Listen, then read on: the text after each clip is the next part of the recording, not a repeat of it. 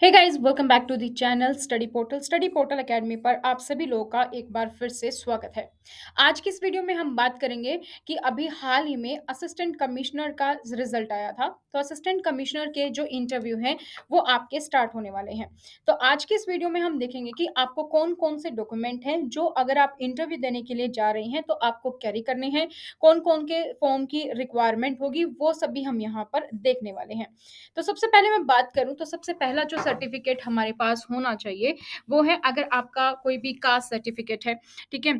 जैसे कि आपका ओबीसी है या फिर आपका एससी एसटी है, ठीक है, ये होगा। ठीक है, सेकंड पर्सन, अगर कोई पर्सन विद डिसेबिलिटी है तो उसका पीडब्ल्यूडी सर्टिफिकेट चाहिए। अगर आपने ईडब्ल्यूएस कैटेगरी में अप्लाई किया है, इकोनॉमिकल वीकर सेक्शन, तो आपका वो वाला फॉर्म चाहिए। ठीक है,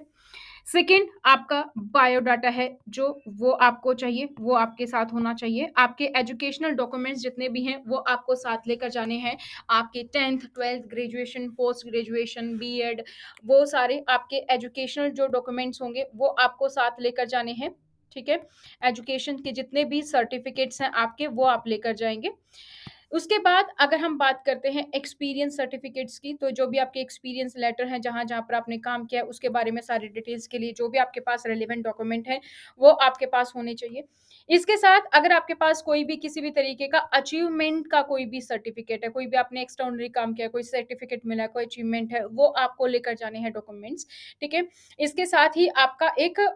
एनओसी होगा, non objection certificate kind of एक आपका होगा, वो सर्टिफिकेट आपको लेकर जाना है। सारे प्रोफोमा मैं यहाँ पर आपको बताने वाली हूँ कि कैसे आपको फिल करने हैं। इसके साथ आपकी एक अंडरटेकिंग होगी, वो आपके साथ होनी चाहिए, वो आपको लेकर जानी है। तो ये कुछ डॉक्यूमेंट्स हैं जो हम यहाँ पर देखने वाले हैं कि कौन-कौन से डॉक्यूमेंट्स हैं जो आपको कैरी करने हैं अगर आप इंटरव्यू देने के लिए जा रहे हैं। तो नमस्कार दोस्तों, एक बार फिर से स्वागत है आपका आपके चैनल स्टडी पोर्टल अकेडमी पर। स्टडी पोर्टल आपको टीचिंग एग्जाम से जुड़े हर एक एग्जाम की तैयारी करवाती है, चाहे आपका पीआरटी है, चाहे आपका टीजीटी है, पीजीटी है, वाइस प्रिंसिपल है, असिस्टेंट कमिश्नर है, फाइनेंस ऑफिसर है, हम सभी एग्जाम्स की आपकी तैयारी करवाते हैं। स्टडी पोर्टल एक वन स्टॉप सॉल्यूशन है, जहां पर अगर आप घर बैठकर तैयारी कर रहे हैं सेल्फ स्टडी, तो आप नोट्स ऑर्डर कर सकते हैं। आपके लाइव क्लासेस अवेलेबल है, रिकॉर्डेड बैचेस अवेलेबल हैं, इंटरव्यू बैच अवेलेबल है। इस तरीके के और भी आपके पास जो भी इंफॉर्मेशन है किसी भी अदर टीचिंग एग्जाम्स की, वो सब आपको यहाँ पर मिल जाती है। तो अगर आप टीचिंग एग्जाम में किसी भी लेवल पर तैयारी कर रहे हैं तो आप अपना नाम, अपनी सिटी और अपना एग्जाम लिखकर हमें सेंड कर दीजिए हमारे हेल्पलाइन नंबर 8447410108 पर। जैसे कि अगर आपका नाम है अनु तो आप लिखेंगे अनु, सिटी है आपकी मान लीजिए दिल्ली तो आप लिखेंगे दिल्ली, एग्जाम है केवीएस प्रिंसिपल तो आप लिखेंगे केवीएस प्रिंसिपल। ये सभी डिटेल्स आप शेयर कर देंगे तो आपको ब्रॉडकास्ट में ऐड कर लिया जाएगा और आपको पूरी इंफॉर्मेशन जो है यहाँ पर मिल जाएगी। अब बात करते हैं दोस्तों सर्टिफिकेट की। सबसे पहला जो सर्टिफिकेट है ये है ओबीसी सर्टिफिकेट फॉर्मेट। ये जो फॉर्म है आपको तब भरना है अगर आपने अदर बैकवर्ड क्लासेस के लिए अप्लाई किया है और इस पोस्ट के लिए, तो आपने ओबीसी सर्टिफिकेट कैटेगरी में अपने अप्लाई किया, आप ओबीसी हैं तो आपको ये फॉर्म फिल करना है। फॉर्म में क्या-क्या डिटेल्स हैं? This is to certify that, यहाँ पर आपका नेम आएगा, सन ऑफ, डॉटर ऑफ, यहाँ पर आपका फादर नेम हो जाएगा, ठीक है? ऑफ विलेज टाउन, यहाँ पर आपका विलेज टाउन, डिस्ट्रिक्ट, स्टेट आप यहाँ पर लिखेंगे, किस कम्युनिटी से बिलॉन्ग करते हैं वो आपका यहाँ पर होगा। रेज़ोल्यूशन नंबर आपका जो भी आपके पास बैकवर्ड क्लास सर्टिफिकेट है उसका, किस डेट को था, आपका नाम जो है, आपकी जो फैमिली कहाँ पर रहती है, किस डिस्ट्रिक्ट में, किस स्टेट में, वो सब आपके यहाँ पर आ जाएँगे। ये आपका ओबीसी सर्टिफिकेट है और यहाँ पे district magistrate, deputy commissioner etcetera के यहाँ पर साइन हो जाएँगे, डेट ले हो जाएगी, सील लग जाएगी, ठीक है? ये ओबीसी सर्टिफिकेट है। इसके बाद अगर हम बात करें सेकंड सर्टिफिकेट है, अगर आप ओबीसी नहीं हैं और एससी एसटी हैं तो उसके लिए ये वाला फॉर्म है जो आपको फिल करना है। यहाँ पर सेम इसी तरीके की कुछ बेसिक डिटेल, जैसे कि आपका नाम, आपके फादर नेम, आपका विलेज टाउन, डिस्ट्रिक्ट, आपका स्टेट, यूनियन टेरिटरी, किस कास्ट से आप बिलोंग करते हैं, वो सब डिटेल्स आप यहाँ पर फिल कर देंगे। तो इन इन कॉन्स्टिट्यूशन एक्ट के तहत अगर आप एससी या एसटी हैं तो वो सब यहाँ पर डिटेल्स हो जाएंगी। इसी तरीके से दोबारा से ये डिटेल है कि ये सर्टिफिकेट है, यहाँ पे सिग्नेचर और आपको किसी भी स्टेट यूनिटरी टेरिटरी के ऑफिसर की आपको यहाँ पर साइन करवानी है, एक जो है यहाँ पर, तो ये आपका सर्टिफिकेट तैयार हो जाएगा। थर्ड कैटेगरी ईडब्ल्यूएस यानी कि economically weaker section. Economical weaker section में भी वही आपकी बेसिक डिटेल, आप कहाँ से हैं, कहाँ से बिलोंग करते हैं, आपका नाम, आपका फादर नेम, कौन सा डिस्ट्रिक्ट है, स्टेट है, पिन कोड है, वो सब डिटेल्स आप यहाँ पर करेंगे कि जो भी हमारे लॉ है उसके तहत आप ईडब्ल्यूएस के कैटेगरी के तहत आपने अप्लाई किया है, तो ये भी आपका signature with the seal of officer होना चाहिए। आपका फोटो भी आपको यहाँ पर रिसेंट पासपोर्ट साइज फोटोग्राफ आपको यहाँ पर लगाना है, तो ये आपका ईडब्ल्यूएस सर्टिफिकेट का फॉर्मेट है।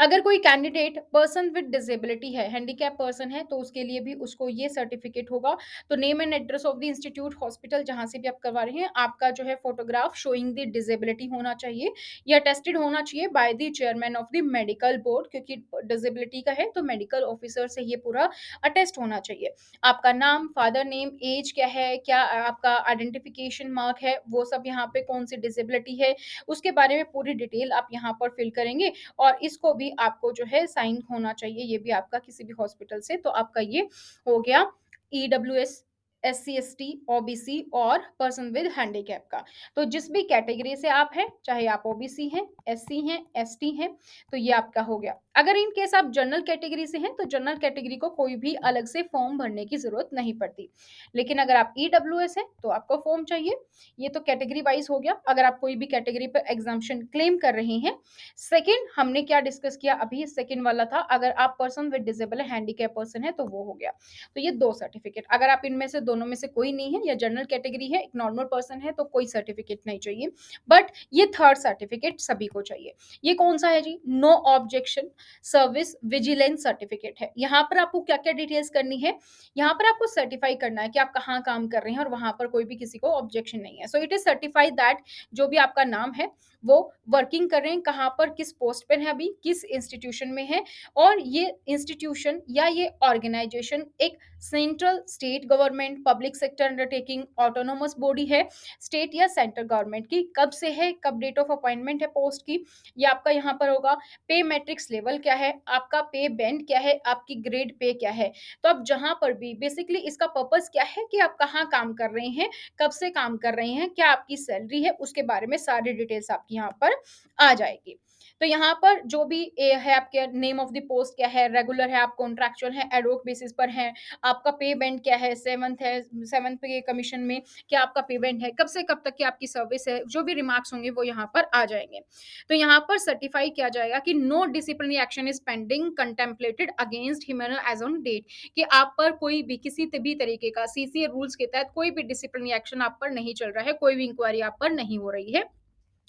एंड जो ऑफिस है यानी कि जहां पर आप काम कर रहे हैं, जो भी इंस्टीट्यूट है, जो भी ऑर्गेनाइजेशन है जहां पर आप काम कर रहे हैं, उसको कोई ऑब्जेक्शन नहीं है अगर आप केवीएस में असिस्टेंट कमिश्नर की पोस्ट के लिए सेलेक्ट होते हैं, तो ये उस हेड ऑफ ऑफिस से आपका सिग्नेचर होना चाहिए। तो ये काइंड ऑफ एनओसी है, नॉन ऑब्जेक्शन सर्टिफिकेट है आपकी करंट ऑर्गेनाइजेशन से जहां पर भी आप जो है काम कर रहे हैं, कि उस ऑर्गेनाइजेशन को कोई प्रॉब्लम नहीं है अगर आप किसी और के लिए अप्लाई कर रहे हैं और वहां पर सेलेक्ट हो जाते हैं, और ना ही आप पे कोई भी किसी भी तरीके का डिसिप्लिनरी एक्शन चल रहा है। साथ ही आपकी एक तरीके से वेरिफिकेशन, एक तरीके से आपकी पूरी डिटेल कि आपका पेमेंट क्या है, आपका एक्सपीरियंस क्या है, आप किस पोस्ट पर हैं, वो सारी यहाँ पर होंगी। सो नेम डेजिग्नेशन सील यहाँ पर हो जाएगी। तो ये सर्टिफिकेट आप सभी लोगों को बनवाना है, ठीक है। अगर आप ओबीसी एससी हैं तो ये बनवाना है, पर्सन विद डिसेबल है तो ये भी बनवाना है, और जनरल कैटेगरी एक नॉर्मल पर्सन है तो फर्स्ट सर्टिफिकेट आपके लिए ये वाला होगा जो आपको बनवाना ही बनवाना है, नो ऑब्जेक्शन सर्विस और विजिलेंस सर्टिफिकेट। अब बात करते हैं और कौन सा सर्टिफिकेट है,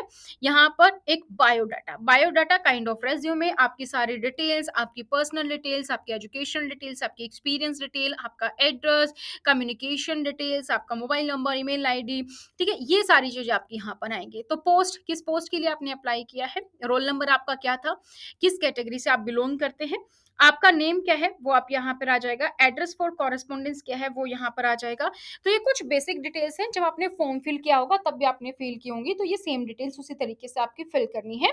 डेट ऑफ बर्थ आपकी क्या है, father's name, husband name, mobile number यहाँ पर आएगा, ईमेल आईडी आपकी यहाँ पर आ जाएगी। उसके बाद आपकी एकेडमिक और प्रोफेशनल क्वालिफिकेशन या कि आपकी की एजुकेशनल जो भी डिटेल्स हैं, एजुकेशन की जितनी भी आपकी डिटेल्स हैं वो यहाँ पर आपको फिल करनी है। जैसे कि name of examination, degree, diploma, +2 से शुरू होके आपका ग्रेजुएशन, पोस्ट ग्रेजुएशन या आपने कोई प्रोफेशनल कोर्स किया है, बीएड वगैरह की है, तो वो सब यहाँ पर आ जाएगा। ईयर ऑफ पासिंग यहाँ पर आएँगे, कितने मार्क्स आपने ऑब्टेन किए, क्या परसेंटेज रही, कौन-सा सब्जेक्ट था, कितने ड्यूरेशन का कोर्स था, महीने में लिखना है। तो अगर आपका जैसे 3 साल का था ग्रेजुएशन, तो आप 36 मंथ लिखेंगे, ठीक है? बोर्ड और यूनिवर्सिटी क्या है, तो वो आप यहाँ पर डिटेल फिल करेंगे, ये आपकी हो गई educational details.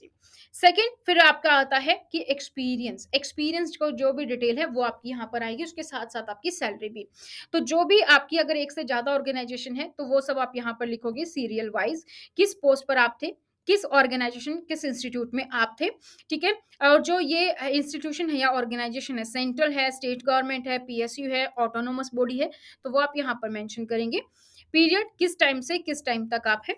Period of experience कितना आपका एक्सपीरियंस हो गया फिर अगर आपने मान लीजिए यहाँ पर जनवरी 2022 से आप किसी ऑर्गेनाइजेशन में काम कर रहे हैं और अभी तक आप काम कर रहे हैं तो ये कितनी हुई टिल डेट यहाँ पर लिखेंगे ठीक है टिल डेट तो यहाँ पर कितना हो गया 1 साल 3 महीना तो आप यहाँ पर 15 मंथ्स या फिर 1 ईयर 3 मंथ्स इस तरीके से मेंशन कर सकते हैं नेक्स्ट आपका पे ग्रेड क्या है पे लेवल मैट्रिक्स क्या है वो आ गया ठीक है नेक्स्ट है एक short note your suitability to the post कि आप इस पोस्ट के लिए क्यों सुइटेबल है क्यों आपको हायर किया जाए इसके बारे में आपको यहाँ पर लिखना है तो ये मौका होता है अपने आप को सेल करने का अपने आप को बेचने का इन द सेंस कि आपके पास ये मौका है कि आप सामने वालों को ये बता सके कि जो कैंडिडेट वो हायर कर रहे हैं वो सारी क्वालिटीज आप में हैं क्योंकि इंटरव्यू में देखी जाती हैं कि आपका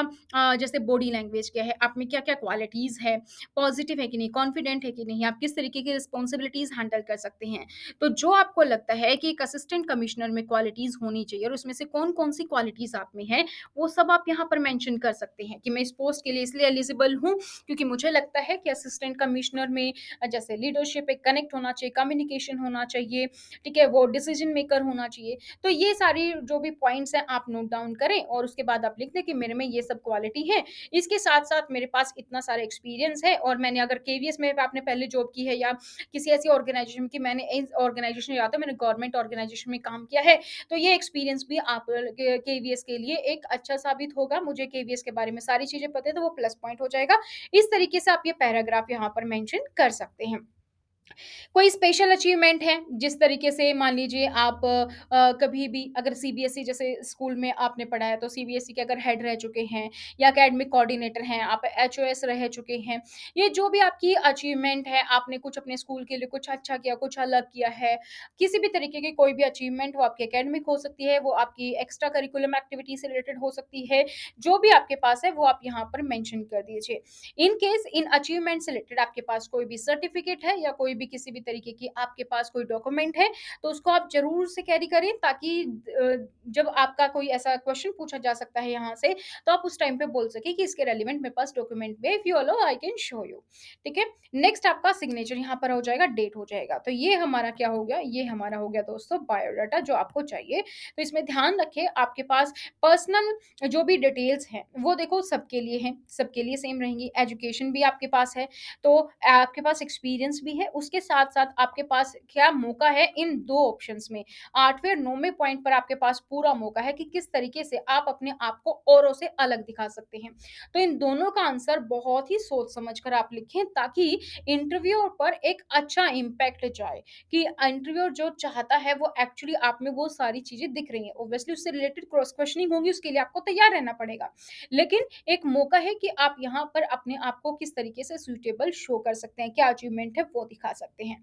नेक्स्ट और लास्ट हमारा क्या है लास्ट तो नहीं बट सेकंड लास्ट हम कह सकते हैं undertaking undertaking I hereby undertake that in case of my selection to the post of assistant commissioner in Kendriya Vidyalaya Sangathan I am willing to be posted anywhere in India कि अगर आप KVS में select हो जाते हैं तो आप भारत में कहीं पर भी पोस्ट किए जाएंगे तो आप वहां पर पोस्ट होने के लिए आप इच्छुक हैं आप कहीं पर भी ट्रांसफर किया जा सकता है आप वहां जा सकते हैं आपके सिग्नेचर आपका नेम आपका डेट और आपका प्लेस यहाँ पर आप जो है वो मेंशन हो जाएगा तो दोस्तों एक बार फिर से मैं रिवाइज कर दूं लेकिन उससे पहले मैं ये बता दूं कि अगर आपको ये पूरी पीडीएफ चाहिए तो ये आपको कहाँ से मिलेगी ये आपको जाना है आपके ऑफिशियल केवीएस की वेबसाइट पर वहां पर आप अनाउंसमेंट सेक्शन में जाएंगे तो यहाँ पर आप देखेंगे proforma for OBC SC ST EWS pH NOC vigilance service biodata undertaking ये 27 मार्च को आया था यहाँ से आप इसको डाउनलोड कर सकते हैं अब इसके साथ क्या कोई और डॉक्यूमेंट चाहिए बिल्कुल चाहिए और वो क्या होगा आपका इंटरव्यू लेटर लेटर। तो click here to download interview letter for the post of assistant commissioner.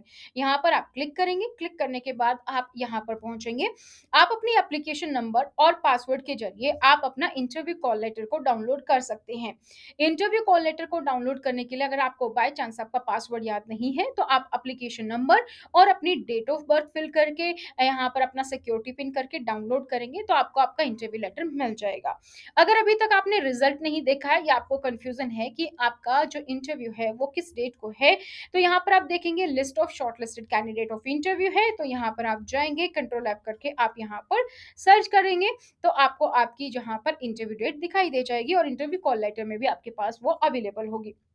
ये आपको करना है। तो सबसे पहले एक बार फिर से क्विक रिवीजन हम करें। सबसे पहले आपके पास क्या होना चाहिए, आपका इंटरव्यू कॉल लेटर होना चाहिए जो आपको लेकर जाना है।